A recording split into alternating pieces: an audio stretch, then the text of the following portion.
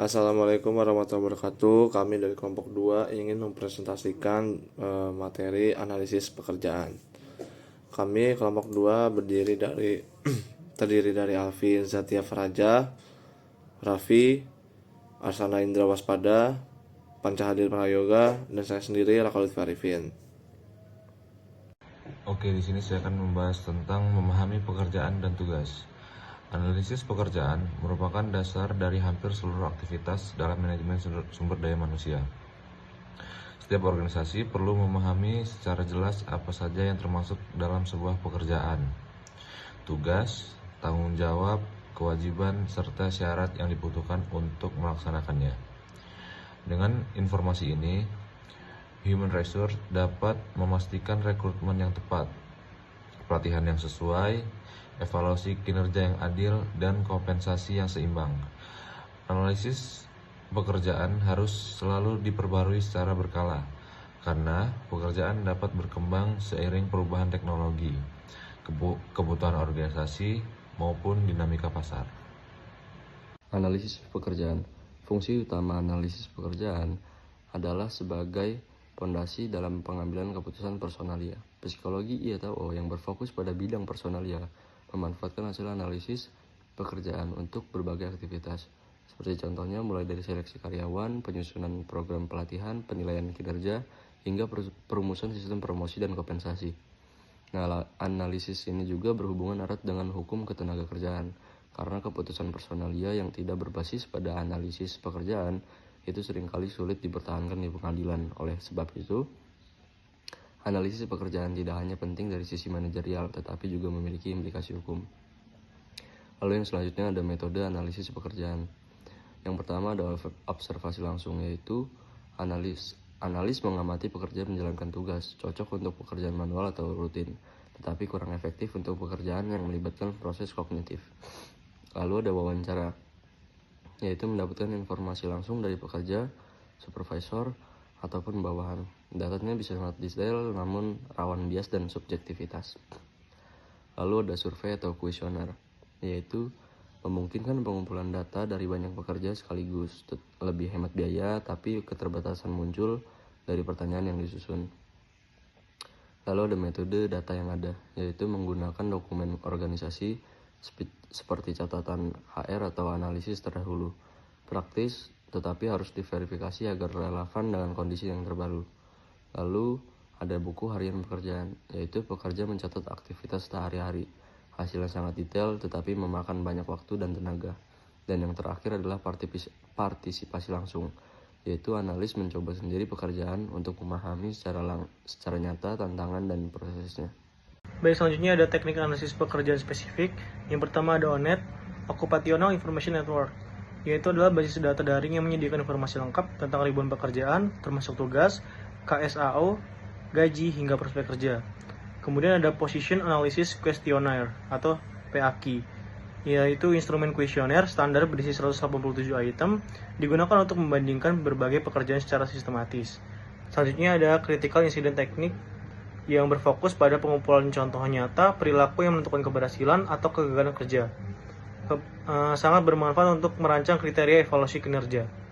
Dan terakhir ada Functional Job Analysis atau FJA, yang berguna untuk mengklasifikasikan pekerjaan berdasarkan interaksi pekerja dengan data, orang, dan benda.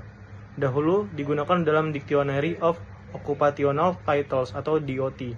Sekarang digantikan oleh ONET yang tadi sudah saya sebutkan di awal. Selanjutnya ada perbandingan berbagai teknik. Tidak ada satu metode pun yang sempurna. Observasi efektif untuk pekerjaan sederhana. Wawancara memberikan informasi kaya tetapi rawan bias.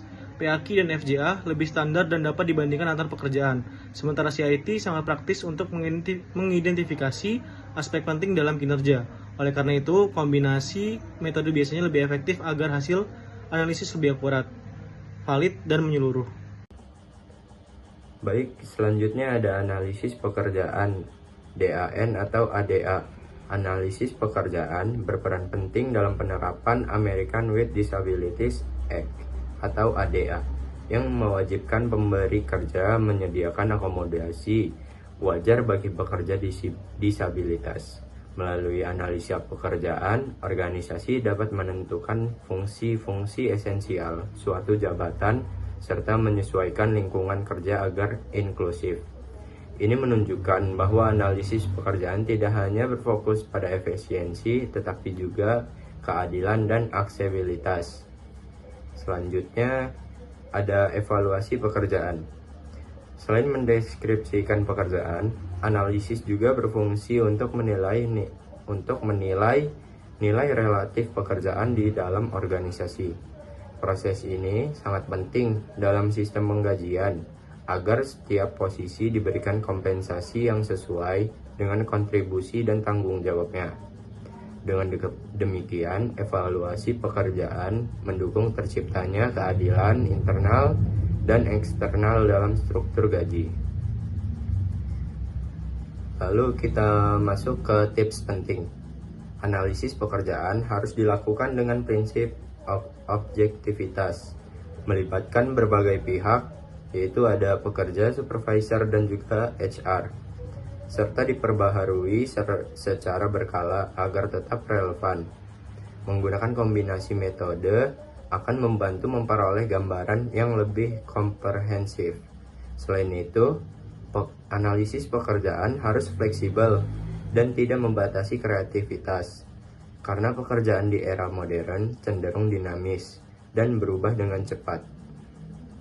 Kesimpulan, analisis pekerjaan adalah fondasi utama dalam psikologi personalia dan manajemen SDM.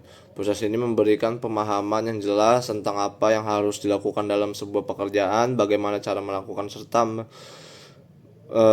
karakteristik apa yang dibutuhkan oleh pekerja, hasil pelatihan, penilaian kinerja, sistem kompensasi, hingga desain ulang pekerjaan. Lebih jauh lagi, analisis pekerjaan bukan hanya alat administratif, melainkan strategi yang memastikan organisasi berjalan efektif dan sesuai hukum. Dengan analisis pekerjaan yang baik, perusahaan mampu menempatkan orang yang tepat pada posisi yang tepat untuk meningkatkan produktivitas serta menciptakan lingkungan kerja yang inklusif dan berkelanjutan. Baik, terima kasih. Sekian dari kelompok 2.